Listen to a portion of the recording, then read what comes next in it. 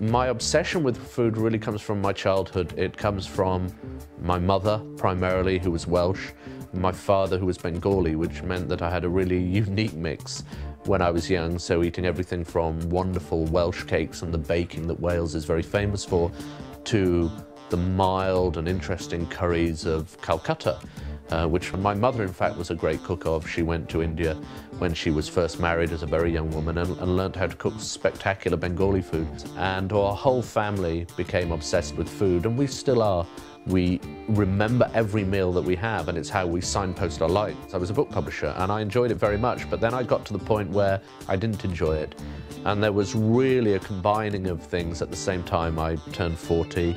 My mother passed away, and I almost, quite frankly, had a nervous breakdown. I began to cook, which is what I always do when I'm feeling miserable. And I found an old notebook up with my recipe books, and it was things I'd planned to do when I was 40.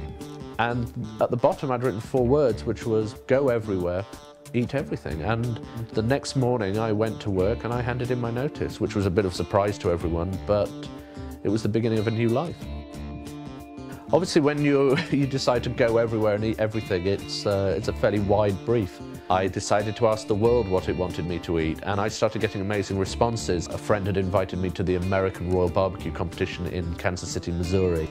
I was invited to Thanksgiving in Santa Cruz. So a lot of these things started to come into place, and those formed the framework. And then around them, I built a list of foods that, if I was lying on my deathbed, I would be really cross with myself if I'd never tried. If I had never tried tacos in Mexico, if I'd never eaten steak in Buenos Aires. And as I began to make that, it built into a trip, and I began to organize it from that moment. My journey took me to over 30 countries and over 100 cities, and I ate everything from cured elk in Finland to boiled sheep's head in Iceland to a braai, the big barbecue in South Africa. But really it was more simple. It was when I was sitting with friends having a hot dog in Chicago, or I was sharing a meal on the train going on the Trans-Siberian Express. When I think about the best things I ate, it was always where I was sharing it with people, not just when I was in fine restaurants. And I did eat in some fine restaurants.